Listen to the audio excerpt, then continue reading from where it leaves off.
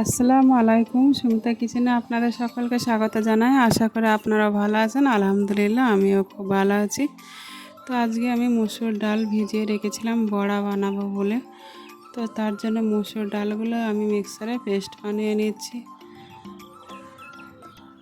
আপনারা চাইলে এখানে শিলনোড়াতেও করে নিতে পারেন। তো আমি পেস্ট বানিয়ে নিয়ে চুলার পাড়ে চলে এসেছি। এখানে দেশি চিংড়ি আর গুচি আছে ছোট ছোট।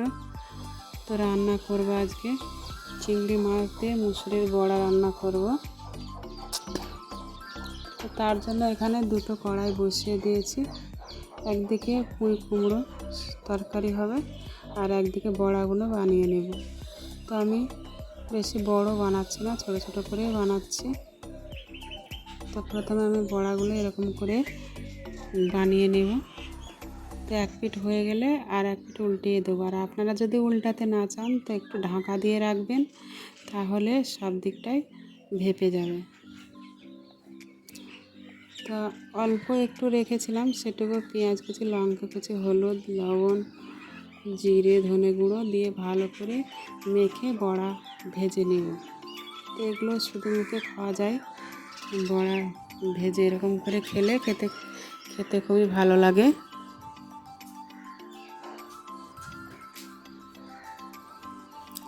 তো আমার বড়াগুলো সাফ করে ভেজে নেওয়া হয়ে গেছে। তো আমি এবারটি বড়াগুলো আগে যেগুলো বানিয়েছিলাম সেগুলো এবার রান্না করব। তো আমি চিংড়ি মাছগুলো আগে ভেজে নিচ্ছি ভালো করে।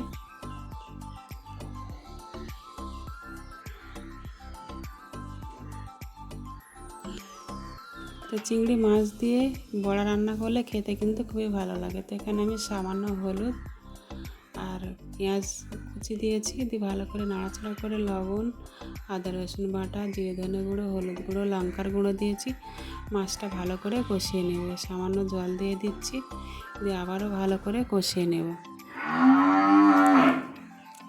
ওদিকে পুঁই কুমড়ো হচ্ছে আর এদিকে মাছ দিয়ে বড়ি রান্না বানাবো। তো যাই হোক, এই রেসিপিটা কিন্তু খেতে খুবই ভালো লাগে। তো এখানে আমি পরিমাণ মতন জল দিয়ে দিয়েছি, দিয়ে বড়ির মাছগুলো একটু ফুটো করে নেব হাতের সাহায্যে, দিয়ে একে একে দিয়ে দেব। তো এই বড়িটা আমি লবণ আর সামান্য হলুদ দিয়ে ফেটিয়ে নিয়েছিলাম বড়ি বানানোর আগে। তো দেখুন আমার হয়ে গেছে, নামিয়ে নিয়েছি। তো এবার আমার ইফতারের সময় চলে এসেছে, সবাই মিলে ইফতার করতে বসে পড়েছি। তো শরবত করেছি, পুঁই কুমড়ো তরকারি, আর এখানে বড়া চিংড়ি রান্নার যে তরকারিটা করা ছিল ওটা নিয়েছি। তো সব একে একে পাশে নিয়ে বসে পড়েছি ইফতার করতে। আর কালকের পায়েস রান্না করেছিলাম সময়ের, সেটাও নিয়েছি।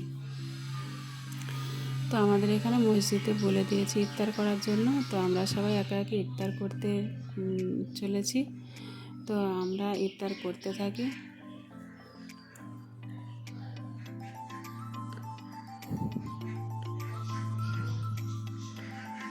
তো এক গ্লাস শরবত খেলে পেটটা আমাদের ঠান্ডা হয়ে যায়, সারাদিনের ক্লান্তি ভুলে যায়। তো একে একে আমরা ইফতারটা সেরে নিচ্ছি।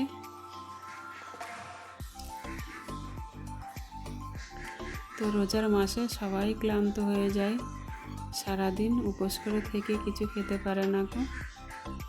তো এখনই খাওয়ার জন্য মানুষ আকুল হয়ে থাকে। তো এই ভিডিওটা যদি আপনাদের ভালো লেগে থাকে, লাইক, কমেন্ট, শেয়ার, সাবস্ক্রাইব করবেন। কালকে দেখাবো আবার কোনো নতুন ভিডিওর সঙ্গে।